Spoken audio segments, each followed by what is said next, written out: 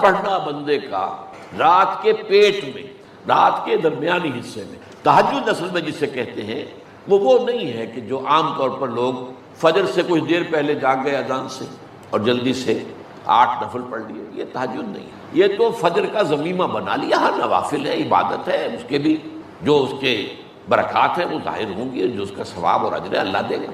لیکن اصل میں جسے تہجد کہا جاتا ہے وہ رات کو سو کر پھر اٹھنا، نیند کو توڑ کر اور پھر سو جانا اور پھر اٹھنا فجر۔ جوف کہتے ہیں پیٹ کو کسی شے کے، جوف اللیل، رات کے بطن میں، رات کے درمیان میں، یعنی نصف رات گزر جائے اس وقت سے انسان جو ہے وہ نماز پڑھے اور پھر ثلث رہ جائے تو پھر جائے، پھر سو جائے اور پھر اس کے بعد اٹھے فجر کے لیے اور سنتیں پڑھے اور آئے مسجد کے اندر۔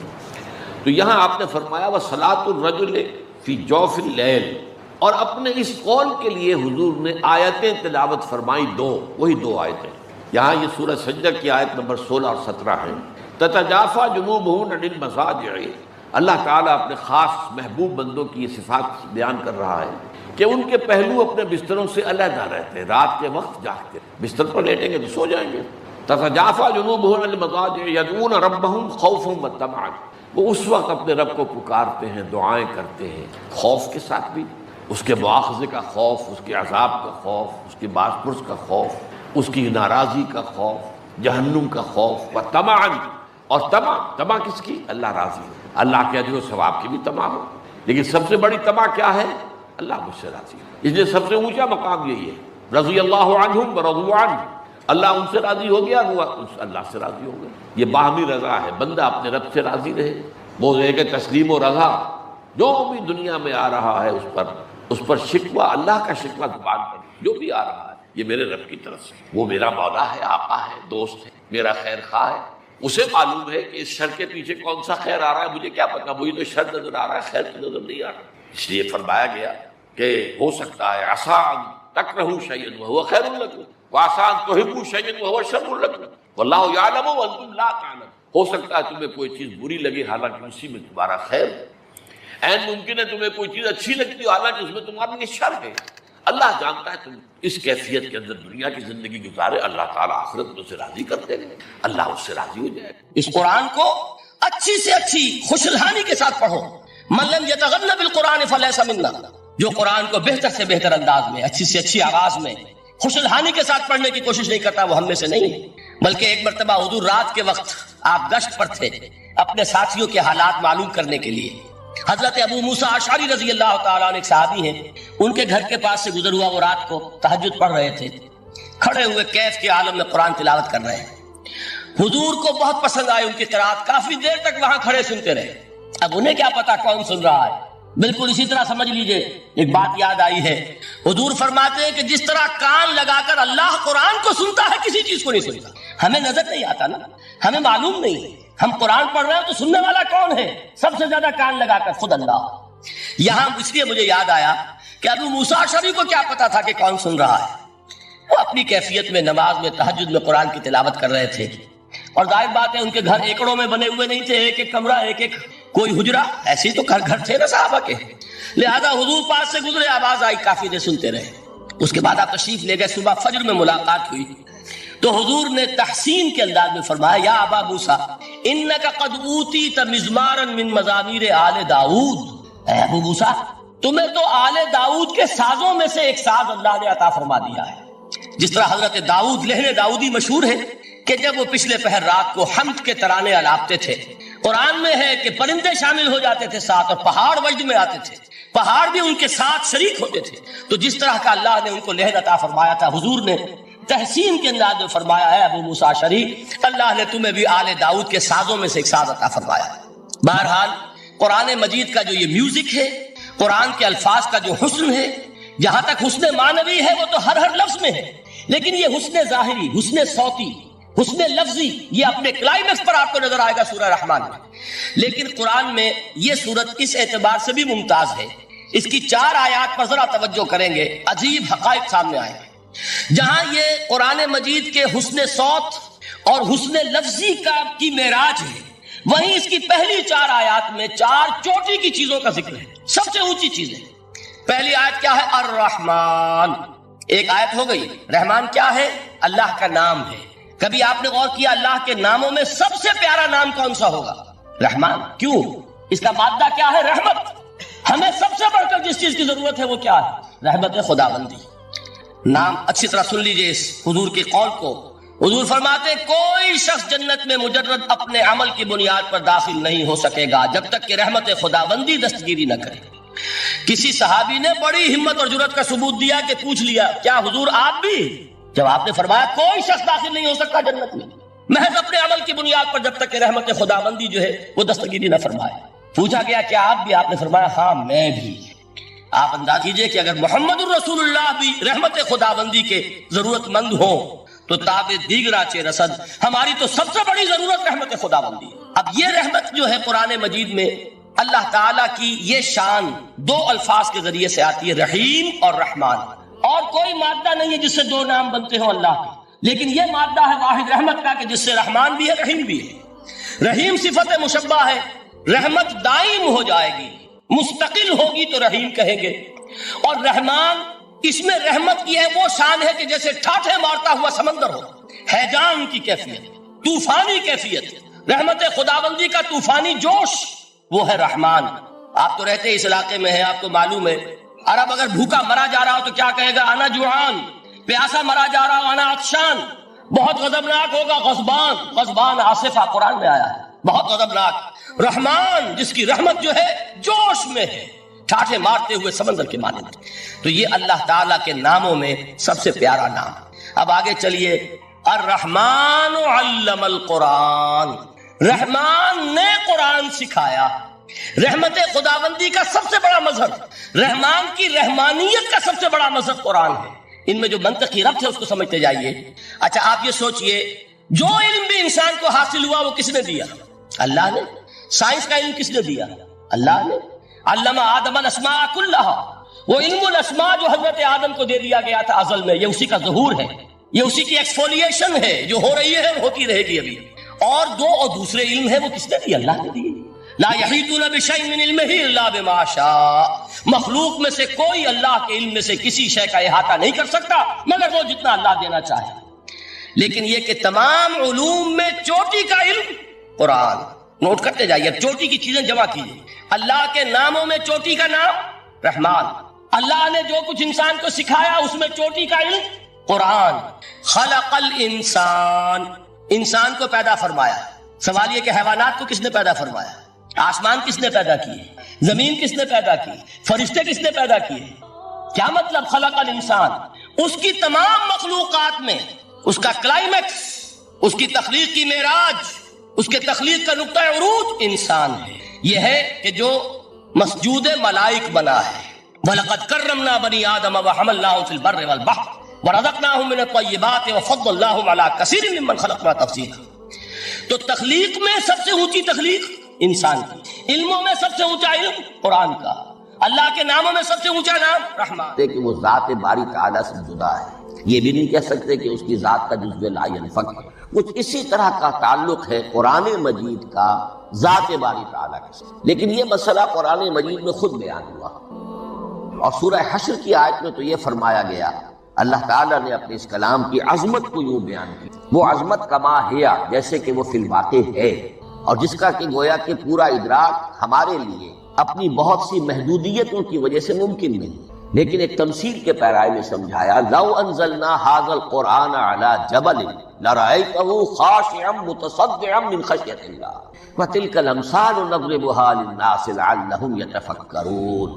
اگر ہم نے اس قرآن کو کسی پہاڑ پر اتار دیا ہوتا تو تم دیکھتے کہ وہ دب جاتا اور پھٹ جاتا اللہ کے خوف سے. اور یہ مثالیں ہیں جو ہم لوگوں کے لیے بیان کرتے ہیں تاکہ وہ غور کریں، تدبر کریں، سمجھیں. ما لا یدرک کلہ لا یدرک کلہ. اگرچہ بتمام و کمال عظمت قرآن کا فہم ان کے لیے ممکن نہیں ہے، لیکن کسی درجے میں تو کچھ انعکاس اس کا ہو جائے، کچھ اندازہ ہو جائے. انسان اپنی ذہنی سطح کے اعتبار سے اس کی مناسبت سے کسی درجے میں عظمت قرآن کا اندازہ کر لے تو اللہ تعالیٰ کے ان الفاظ کو سامنے رکھے کہ لو انزلنا هذا القرآن على جبل لرأيته خاشعا متصدعا من خشية الله. اب اس آیت کو سمجھنے کے لیے سورہ اعراف کی آیت نمبر 143 کو سمجھنا ہوگا، اسی اصول کے تحت کہ القرآن یفسر بعضہ بعضا، قرآن کا ایک حصہ دوسرے حصے کی تشریح کرتا ہے۔ وہاں یہ واقعہ بیان ہوا ہے کہ حضرت موسیٰ علیہ السلام کو جب اللہ تعالیٰ نے کوہ طور پر طلب فرمایا 30 راتوں کے لیے، جس میں بعد میں 10 کا اضافہ کر کے وہ ایک 40 رات کا ایک کورس بنا، دن رات، اس موقع پر جو مخاطبہ الہی، مکالمہ الہی سے مشرف ہوئے حضرت موسیٰ علیہ السلام، تو ان کی آتش شوق بھڑکی اور انہوں نے بڑی جرأت کر کے یہ درخواست کر دی، رب ارنی انظر الیک، پروردگار مجھے اپنا دیدار بھی عطا فرما، مجھے موقع عنایت فرما، میں تجھے دیکھ سکوں۔ یہ ان کی وہ آتش شوق کا مسئلہ، لیکن جواب کیا ملا؟ لن ترانی، تو مجھے ہرگز نہیں دیکھ سکتے، ولکن انظر الی الجبل فإن استقر مکانہ فسوف ترانی۔ لیکن ظاہر بات ہے کہ حضرت موسیٰ علیہ السلام کو بات سمجھانے کے لیے کچھ مشاہدہ بھی کرانا تھا۔ فرمایا تم مجھے نہیں دیکھ سکتے، البتہ اس سامنے کے پہاڑ پر نگاہ جماؤ، ہم اس پر اپنی ایک تجلی ڈالیں گے۔ یہ اگلی الفاظ کے اندر وضاحت ہے، میں یہاں پہلے سے بیان کر رہا ہوں سمجھانے کے لیے۔ اگر وہ پہاڑ ہماری اس تجلی کو، تجلی کسے کہتے ہیں؟ جلا، روشنی، تو اللہ تعالیٰ کی طرف سے کوئی خاص اس کے نور کا جب پرتو ہوتا ہے کسی شے پر تو وہ اس کی تجلی ہے۔ ہم اپنی ایک تجلی اس پہاڑ پر ڈالیں گے، اگر وہ اس کو جھیل جائے، اپنی جگہ کھڑا رہ جائے، تو تم سمجھنا کہ شاید تم بھی ہمیں دیکھ سکتے۔ فلما تجلی ربہ للجبل، اب یہاں وہ لفظ آ گیا، جب اللہ نے تجلی اپنی پہاڑ پر ڈالی، جعلہ دکا وخر موسیٰ صاعقا، وہ پہاڑ ریزہ ریزہ اور حضرت موسیٰ بے ہوش ہو کر گر۔ اب یہ بے ہوش ہو کر گر جانا، جبکہ وہ تجلی براہ راست بھی نہیں ہے، بالواسطہ ہے۔ مشاہدہ جو کر رہے حضرت موسیٰ وہ بالواسطہ ہے، تجلی پہاڑ پر، لیکن یہ کہ اس کا بھی بالواسطہ اس کا جو ہوا ہے، اس کی جو تاثیر ہوئی حضرت موسیٰ علیہ السلام پر کہ وہ اس کی تاب نہ لا سکے اور بے ہوش ہو۔ یہاں سے یہ بات سمجھ میں آتی ہے کہ یہ تجلی یہ ذات باری تعالیٰ تھی، جس نے کوہ طور کو جلا کر بھسم کر دیا یا ٹکڑے ٹکڑے کر دیا، ریزہ ریزہ کر دیا۔ اب ذات الہی کے ساتھ جو تعلق ہے کلام الہی کا، اور یہ صفت جو لا عین ولا غیر کے درجے میں ہے ذات کے ساتھ، تو وہی تاثیر اس کلام الہی کی۔ لو انزلنا هذا القرآن على جبل لرأيته خاشعا متصدعا من خشية الله وتلك الأمثال نضربها للناس لعلهم يتفكرون۔ اس حقیقت کو اس دور میں اپنے مطالعے کی محدودیت کا اعتراف کرتے ہوئے عرض کر رہا ہوں کہ میرے نزدیک جس قدر پرشکوہ انداز میں علامہ اقبال نے بیان کیا ہے، اسی کیفیت کو وہ شاید اس کی کوئی مثال نہ مل سکے۔ فاش گویم آنچ در دل مزمرست، یہ کتابیں نیست چیزیں دیگر، میں صاف ہی کہہ دیتا ہوں جو میرے دل میں چھپی ہوئی بات ہے۔ فاش گویم آنچ در دل مزمرست، یہ کتابیں نیست، اس قرآن کو کتاب نہ سمجھو، یہ کچھ اور شے ہے، چیزیں دیگر است۔ اب وہ چیزیں دیگر کیا ہے؟ وہی جو میں نے عرض کیا، ذات باری تعالیٰ اور کلام کا صفت باری تعالیٰ ہونا، اس کے بنا پر جو مناسبت ہے، جو قرب ہے، جو مشابہت ہے۔ مثل حق پنہاؤ ہم پیداست، زندہ و پائندہ و گویاست، اس کلام میں اللہ تعالیٰ کی ساری صفات کا انعکاس موجود ہے۔ یہ بات ویسے بھی سمجھ میں آتی ہے، کوئی شخص ذرا گفتگو کرے، چند جملے جب وہ ادا کرے گا اپنی زبان سے، تو معلوم ہو جائے گا کہ اس کے فہم کا، اس کی دانش کا، اس کے مطالعے کا حدود اربع کیا ہے اور اس کے ذہن کی سطح کیا ہے، سمجھ میں آ جائے گا۔ اس لیے کہ کلام جو ہے وہ متکلم کی پوری شخصیت کی عکاسی کر رہا ہو۔ تانت بازی راگ پایا، چند جملے کسی نے کیا پتہ چل گیا کہ یہ کس سطح کے آدمی ہیں، علمی اعتبار سے، معلوماتی اعتبار سے، تہذیبی اعتبار سے، کلچرڈ ہیں یا نہیں ہیں، یہ ساری باتیں چند جملوں میں۔ تو اللہ تعالیٰ کی بھی جملہ صفات کا عکس اس قرآن میں موجود، ان میں سے جن چند چیزوں کا ذکر علامہ نے شعر میں کیا، وہ جو سورہ حدید کی آیت ہے، هو الاول والآخر والظاہر والباطن، اللہ الظاہر بھی ہے الباطن، اتنا ظاہر کہ اس سے زیادہ ظاہر کوئی شے نہیں، اور اتنا باطن کہ اس سے زیادہ چھپی ہوئی کوئی شے نہیں۔ اسی لیے حضور سے جو منقول ہے الفاظ کہ پروردگار انت الظاہر فلیس فوقک شیء وانت الباطن فلیس دونک شیء، یہی کیفیت قرآن کی ہے۔ مثل حق پنہاؤ ہم پیداست، پنہا بھی ہے ظاہر، جیسے ذات باری تعالیٰ، اور جیسے اللہ تعالیٰ کی شان ہے جو آیت الکرسی کے شروع میں آئی، الحی القیوم، مثل حق پنہاؤ ہم پیداست، زندہ ہو پائندہ ہو گویاست، یہ قرآن جو ہے اللہ تعالیٰ کی صفات کا ایک عکس اپنے اندر ہے۔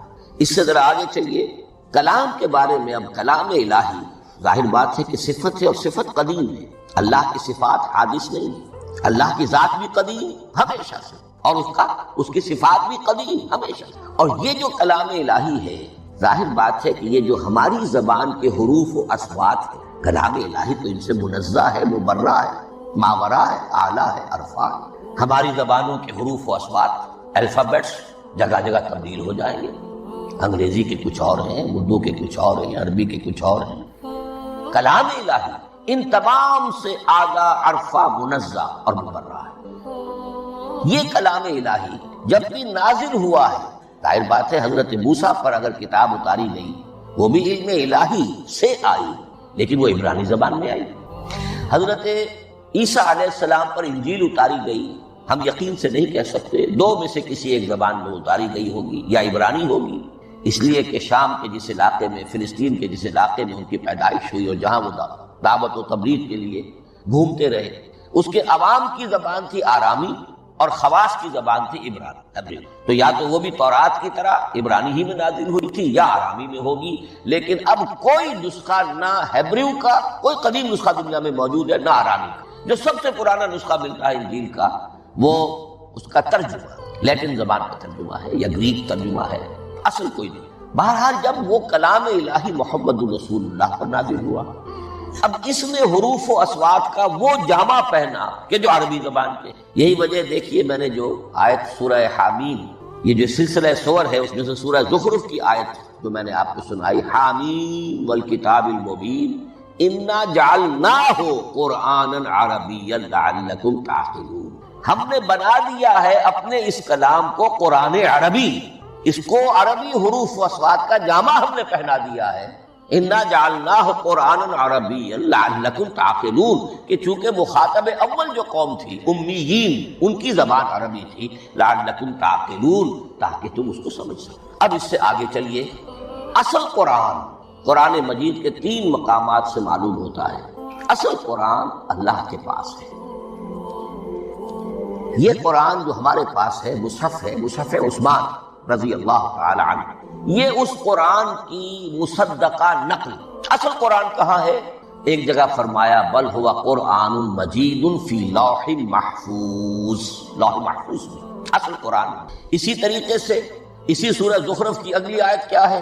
ہم نے اسے عربی قرآن بنا کر اتارا، لیکن اصل قرآن کیا ہے؟ وَإِنَّهُ فِي أُمِّ الْكِتَابِ لَدَيْنَا لَعَلِيٌّ حَكِيمٌ، حقیقت میں تو یہ ام الکتاب میں ہے جو ہمارے پاس ہے، اور علی بھی ہے، بہت بلند، حکیم، بڑی حکمت والا، یا محکم، مضبوط۔ حکیم کے دونوں معنی، استحکام بھی اسی ہے کاف اور میم کے مادے سے، کسی شے کا پختہ ہو جانا، مضبوط ہو جانا، اور عقل کی پختگی وہ حکمت ہے، وہ دانائی ہے۔ اس اعتبار سے نوٹ کیجئے اصل قرآن کہاں ہے؟ لوح محفوظ میں۔ اصل قرآن کہاں ہے؟ ام الکتاب میں۔ اسی کو کہا گیا ہے ایک اور مقام پر فی صحف مکرمۃ مرفوعۃ مطہرۃ بایدی سفرۃ کرام بررہ۔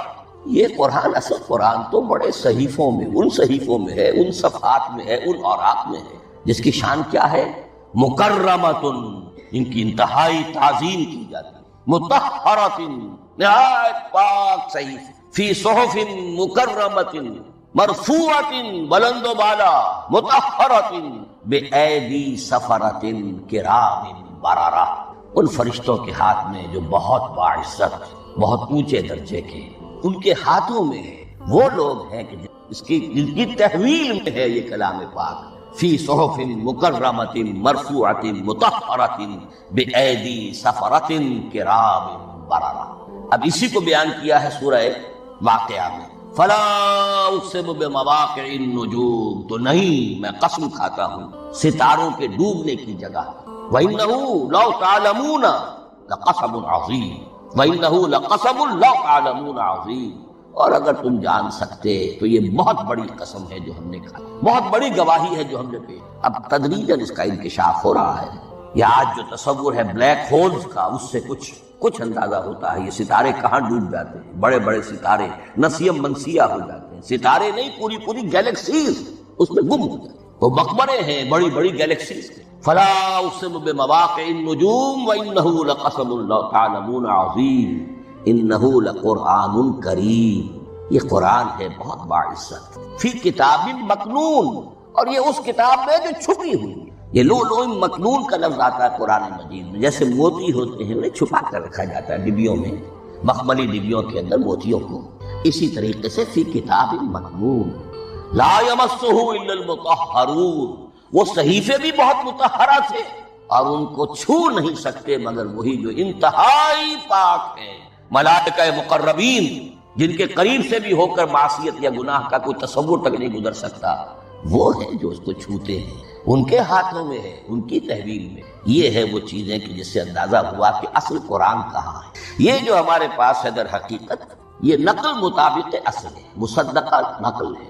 اب اس میں آپ سے عرض کر دوں کہ ایک بہت خوبصورت بات ہمیں جو ملتی ہے، تورات میں جو استثناء، جو صفر استثناء ہے، ڈیوٹرانومی، اس کے 18ویں باب میں 18ویں اور 19ویں آیات جو ہیں اس میں ذکر موجود ہے، میں ان کے لیے انہی کے بھائیوں میں سے تیری مانند ایک نبی برپا کروں گا۔ اللہ تعالیٰ کلام فرما رہے ہیں یا حضرت موسیٰ علیہ السلام، آج بھی موجود ہے اولڈ ٹیسٹمنٹ، ڈیوٹرانومی یا کتاب استثناء، صفر استثناء، اس کا 18واں باب، اس کی 18ویں اور 19ویں آیات، جب چاہیں جا کر دیں۔ میں ان کے لیے ان کے بھائیوں ہی میں سے تیری مانند ایک رسول اٹھاؤں گا، میں ان کے لیے انہی کے بھائیوں میں سے تیری مانند ایک نبی برپا کروں گا اور اپنا کلام اس کے منہ میں ڈالوں گا، اور جو کچھ میں اس سے کہوں گا وہی وہ ان سے کہے۔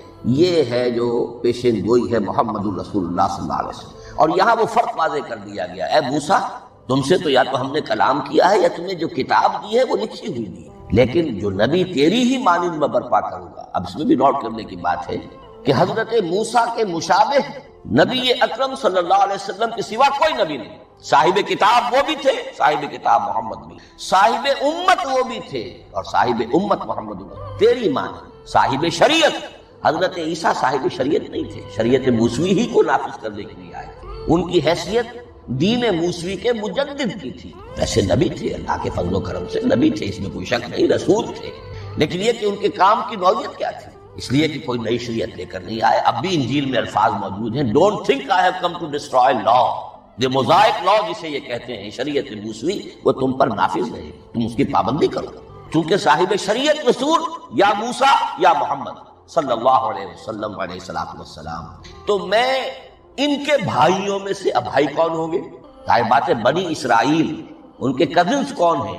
بنی اسماعیل، بنی اسرائیل تو جو بھی نبی ہے وہ انہی میں سے ہے، ان کے بھائیوں میں سے، تو بھائی تو ہوگا ان کا کزن ہوگا، اب وہ کون ہے؟ بنی اسماعیل۔ تو ان کے بھائیوں میں سے گویا کہ غیر اسرائیلی جو ان کے قریب ترین قرابت دار ہوں گے وہ بنو اسماعیل، تیرے مانند صاحب شریعت نبی میں برپا کروں گا، لیکن اس پر جو میرا کلام اترے گا وہ کس شکل میں اترے گا؟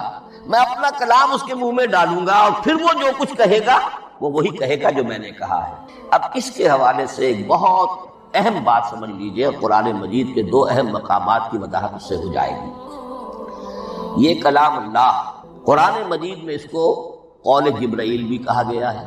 کلام اللہ حضرت جبرائیل کے ذریعے سے جب ادا ہوا ہے تو قول جبرائیل ہے، اور پھر جب وہ محمد الرسول اللہ کی زبانی ادا ہوا تو قول رسول ہے، قول محمد ہے صلی اللہ علیہ وسلم۔ یہ قول اللہ بھی ہے، قول جبرائیل بھی ہے اور قول محمد بھی ہے بیک وقت۔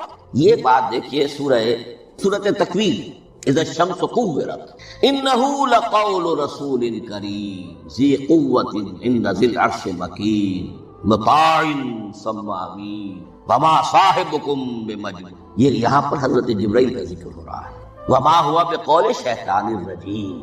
محمد تک اس قرآن کو لانے والا تو وہ بلند پائے کا فرشتہ ہے، یہ کوئی شیطان رجیم نہیں ہے، اس لیے کہ مکے والوں نے کہہ دیا تھا ہو سکتا ہے کوئی بدروح آئی ہو محمد پر اور اس بدروح نے کوئی الٹی سیدھی بات سکھا دی ہو، نہیں۔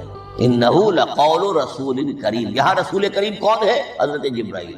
انہ لقول رسول کریم ذی قوت عند ذی العرش مکین، بڑی قوت والا اور جس کا بڑا اونچا مقام اور مرتبہ ہے عرش والے کے قریب، ذی قوت عند ذی العرش مکین مطاع ثم امین، وہ فرشتوں کے مطاع ہیں، فرشتے ان کی اطاعت کرتے ہیں، فرشتوں کے سردار ہیں، اور پھر ساتھ ہی پورے امین ہیں، جبرائیل امین، یہ ہم لفظ استعمال کرتے ہیں۔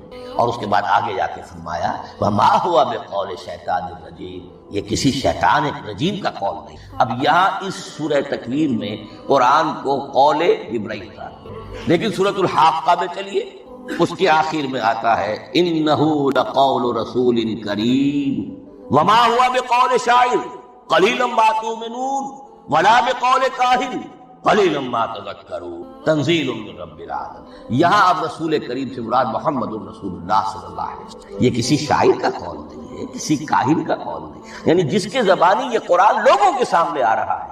جبرائیل کا قول ہو کر تو محمد پر نازل ہوا صلی اللہ علیہ وسلم، لیکن اب لوگوں کے سامنے وہ قول محمد بن کر آ رہا ہے، انہ لقول رسول کریم وما ہوا بقول شاعر قلیلا ما تؤمنون ولا بقول کاہن قلیلا ما تذکرون تنزیل من رب العالمین۔ تو قرآن مجید کلام اللہ ہے، پھر وہ قول جبرائیل بنا جب جبرائیل نے آ کر محمد کو سنا، اور پھر وہ قول محمد بنا جب محمد کی زبان مبارک سے لوگوں نے اسے سنا، اہل عرب نے سنا، اور پھر وہ بات پھیلتی چلی گئی۔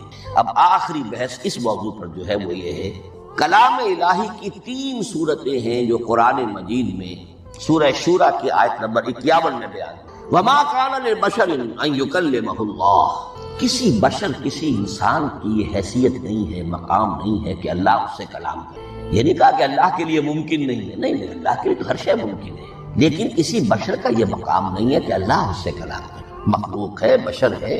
ما کان لبشر ان یکلمہ اللہ الا اب 3 شکلیں، الا وحیا او من وراء حجاب او یرسل رسولا فیوحی باذنہ ما یشاء انہ علی حکیم۔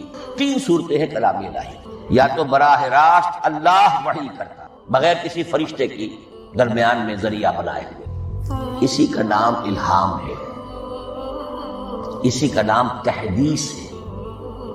یہ غیر نبی کے ساتھ بھی ہوتا ہے، حضور نے فرمایا ہر نبی کی امت میں محدث ہو جن سے اللہ کلام کرتا ہے، اور میری امت کا محدث عمر رضی اللہ تعالی۔ محدث نہیں، محدث کے معنی ہے علم حدیث کا ماہر۔ امام بخاری محدث ہے، امام مسلم محدث ہے۔ محدث تحدیث سے مفعول بنا جس سے بات کی جاتی ہے۔ محدث اللہ بات کرتا ہے، اللہ دل میں ڈال دیتا ہے، القاء ہو جاتا ہے، الہام ہو جاتا ہے، کوئی فرشتہ درمیان نہیں، براہ راست۔ دوسری شکل کلام کی کیا ہے؟ او من وراء حجاب، یہ ہمارے علم کی حد تک صرف حضرت موسیٰ علیہ السلام کی شان ہے، استثنائی شان۔ وَكَلَّمَ اللَّهُ مُوسَىٰ تَكْلِيمًا، اور موسیٰ کے ساتھ تو اللہ نے کلام فرمایا جیسے کہ کلام کیا جاتا ہے۔ فرق کیا تھا؟ من وراء حجاب، پردہ تھا، دیکھ نہیں سکتے، تبھی تو ان کی وہ آتشی شوق بھڑکی تھی۔ کیا قیامت ہے کہ چلمن سے لگے بیٹھے ہیں، صاف چھپتے بھی نہیں، سامنے آتے بھی نہیں، کلام بھی فرما رہے ہیں، لیکن یہ کہ بات مجھے دیدار عطا کرنے کے تیار نہیں، رب ارنی انظر الیک۔ لیکن یہ جو کلام ہے ہمارے علم کی حد تک براہ راست اس دنیا میں حضور سے ہوا ہے معراج کی شب، لیکن وہ 7ویں آسمان پر۔ اس دنیا میں ہمارے علم کی حد تک یہ کلام براہ راست من ورائے حجاب صرف حضرت موسیٰ علیہ السلام کی استثنائی شان۔ اور تیسرا ہے او یرسل رسولا فیوحی باذنہ ما یشاء، یا تیسری صورت یہ کہ اللہ کسی پیغامبر کو بھیجتا ہے جو وحی کرتا ہے جو اللہ چاہے۔ یہ تیسری شکل ہے وحی کی۔ قرآن مجید اس تیسری شکل میں نازل ہوا ہے محمد رسول اللہ صلی اللہ علیہ وسلم۔ حضور کو جو الہام ہو جاتے تھے، جو حضور کو القاء ہو جاتا تھا، جو آپ کے دل میں براہ راست اللہ کی طرف سے وحی آتی تھی، وہ قرآن میں شامل نہیں ہے۔ اگرچہ حضور کے خواب بھی سچے تھے، وہ بھی اللہ کی طرف سے ہوتے تھے، شیطان کی آمیزش نہیں ہو سکتی، لیکن یہ بھی قرآن میں شامل نہیں ہے۔ قرآن میں شامل ہے تیسری قسم کی وحی، او یرسل رسولا، پھر ہم بھیجتے ہیں ایک پیغامبر کو فرشتوں میں سے۔ اللہ یصطفی من الملائکۃ رسلا ومن الناس، اللہ چن لیتا ہے فرشتوں میں سے بھی اپنا پیغامبر اور انسانوں میں سے بھی۔ تو فرشتے کے ذریعے سے ایک فرشتہ جو اللہ سے لیتا ہے اور انسان رسول انسان تک پہنچا دیتا ہے۔ اب وہ رسول انسان، رسول بشر جو ہے وہ اپنے ہم نوع، ہم جنس لوگوں کو پہنچاتا ہے۔ تو اللہ یصطفی من الملائکۃ رسلا ومن الناس، یہاں وہی بات فرمائی، او یرسل رسولا فیوحی باذنہ ما یشاء، پھر وہ وحی کرتا ہے اللہ کے حکم سے جو اللہ چاہے۔ یہ کلام الہی کی یہ تیسری شکل ہے جو محمد الرسول اللہ صلی اللہ علیہ وسلم پر نازل ہوا، اور وہ ہے قرآن۔ اب ایک اور بحث جو علمی ہے وہ یہ ہے کہ حضور پر جو اس کا نزول ہوا اس کی کیفیات کیا تھی۔ دو الفاظ استعمال ہوتے ہیں، انزال بھی اور تنزیل بھی۔ ان دونوں میں فرق کیا ہے اس کو نوٹ کر لینا چاہیے۔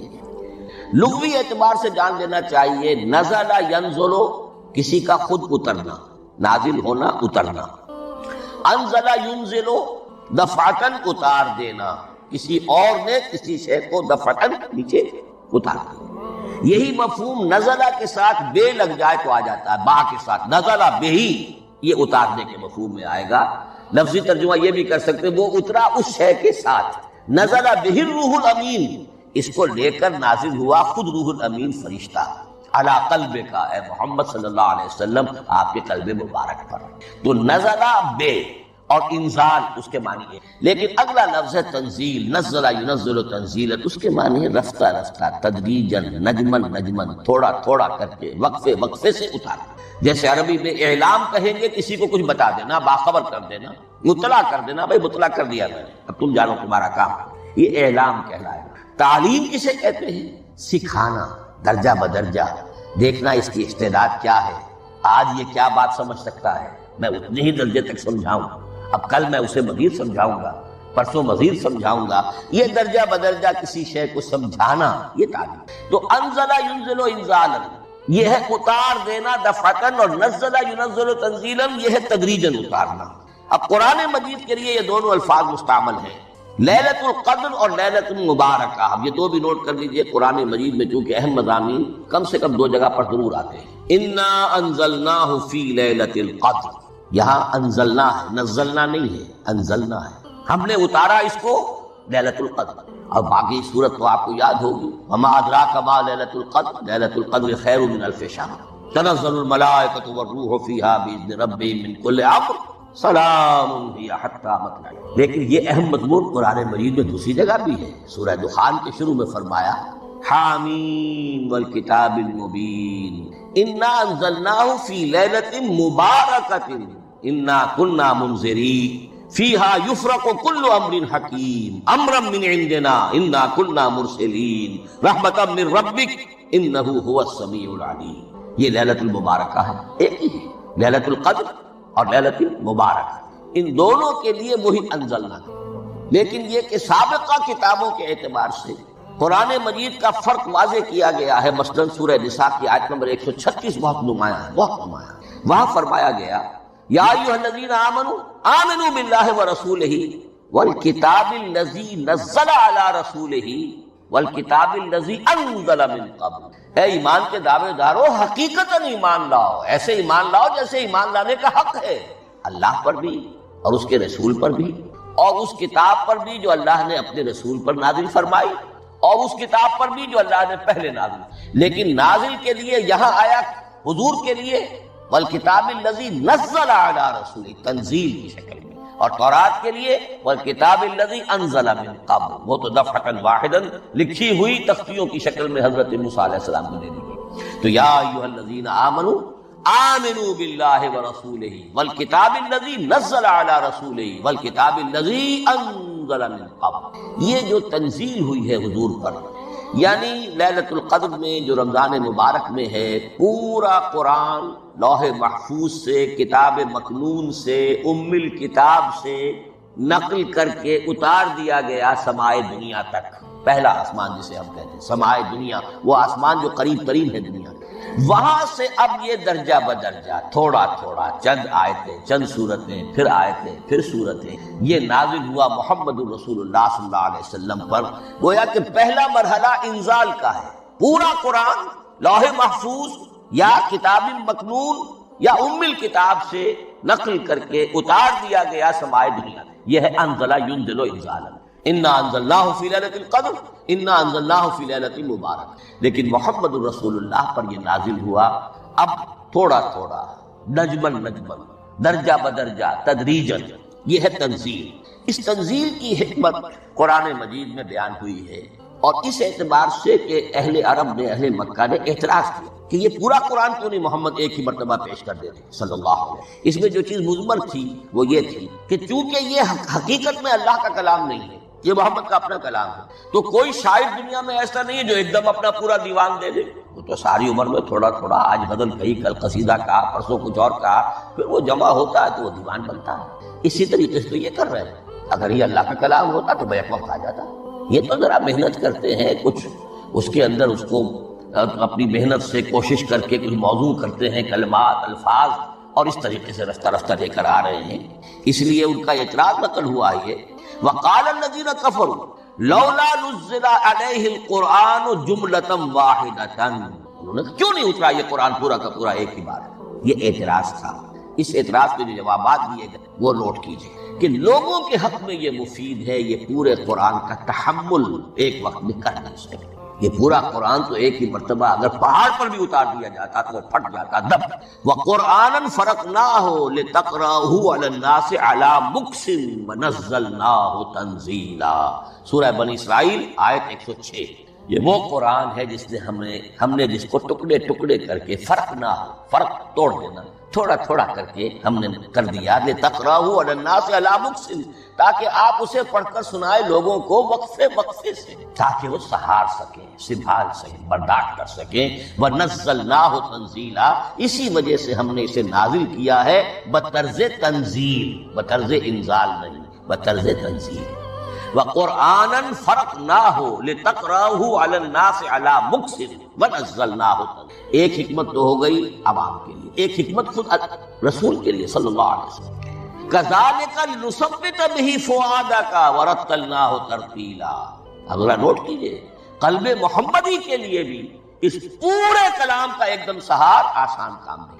یہ اس لیے، یہ اسی سورہ الفرقان کی جو آیت کا میں نے ایک حصہ آپ کو سنا دیا تھا، اسی کے اندر اس کا جواب آیا ہے، اسی آیت میں، آیت نمبر 32 ہے یہ سورہ فرقان کی۔ وقال الذين كفروا لولا نزل عليه القرآن جملة واحدة، یہ اعتراض ہے۔ جواب کیا ہے؟ كذلك لنثبت به فؤادك، ہم نے یہ اس لیے کیا ہے نبی کہ اس کے ذریعے سے آپ کے دل کو ٹھہراؤ اور جماؤ عطا، ایک دم اس کا اتر جانا۔ انا سنلقی علیک قولا ثقیلا، بڑا بھاری بوجھ، ناقابل برداشت، تاکہ رفتہ رفتہ آپ کا دل، اس کے اندر تقویت بڑھتی چلی جائے، اس کے اندر اور اس کا تحمل جو ہے اس کی صلاحیت بڑھتی چلی جائے۔ کذالک لنثبت بہ فؤادک ورتلناہ ترتیلا، اسی لیے ہم نے تھوڑا تھوڑا کر کے نازل کیا۔ ولا یاتونک بمثل الا جئناک بالحق واحسن تفسیرا، ساتھ ہی فرمایا کہ یہ لوگ جو بھی اعتراض کریں گے ہم اس کا جواب بھی اور بہترین تعویل بھی آپ کو دے دیں گے۔ اب اگلی بحث یہ ہے یہ قرآن کب اور کہاں نازل، یہ عام معلوماتی شے ہے، اس میں کوئی پیچیدگی نہیں ہے، لیکن اس کی اہمیت ہے بہت ضروری ہے، وہ میں انشاءاللہ اگلی بحث میں جبکہ قرآن کے سمجھنے کے جو اصول ہیں ان کو بیان کروں گا تو وضاحت سے بات آئے گی۔ یہ کہ یہ عام معلوماتی ایک ہمارے ذہن میں خاکہ رہنا چاہیے، زمان و مکان کا کیا رشتہ ہے قرآن کے ساتھ۔ قرآن نازل کب ہوا؟ ہمارا چونکہ عام طور پر جو معمول ہے، ہم تو جو کرسچین ایرا ہے اس کے حوالے سے ہمارے ذہن کے اندر سارا حساب کتاب ہے، تو سن 610 عیسوی سے لے کر 632 عیسوی تک شمسی حساب سے 22 سالوں میں قرآن نازل۔ 571 حضور کی ولادت کا سال ہے، 571 عیسوی، 610 میں آپ 39 سال کے ہوئے، لیکن قمری حساب سے 40، 610 میں قرآن کی تنزیل شروع اور 632 میں آپ کا انتقال ہوا۔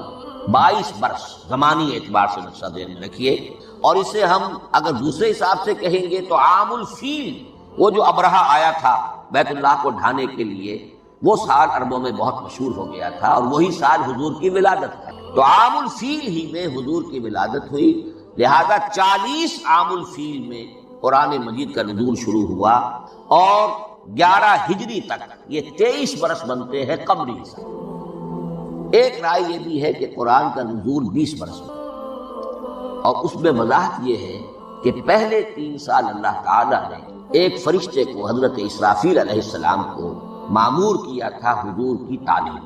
دنیاوی اعتبار سے حضور نے کوئی تعلیم حاصل نہیں کی، آپ امی تھے، آپ نے دنیاوی اعتبار سے کسی کے سامنے نظام و تلمس طے نہیں کیا، کہیں کوئی تعلیم حاصل نہیں کی، کہیں کوئی تحصیل علم نہیں کی، لیکن اللہ تعالیٰ نے علمہ شدید القویٰ، اللہ تعالیٰ نے جو کچھ انہیں سکھایا ہے، جو علم انہیں عطا کیا ہے، تو ایک روایت یہ ہے کہ 3 برس تک، اور اس کے بعد پھر قرآن نازل ہونا شروع ہوا تو 20 برس تک قرآن نازل ہوا. لیکن وہ لوگ بھی مانتے ہیں کہ سورہ علق کی آیتیں نازل ہو چکی تھیں، پھر 3 برس کا وقفہ ہے. سورہ علق کی آیتیں کیا ہے؟ جو پہلی وحی ہے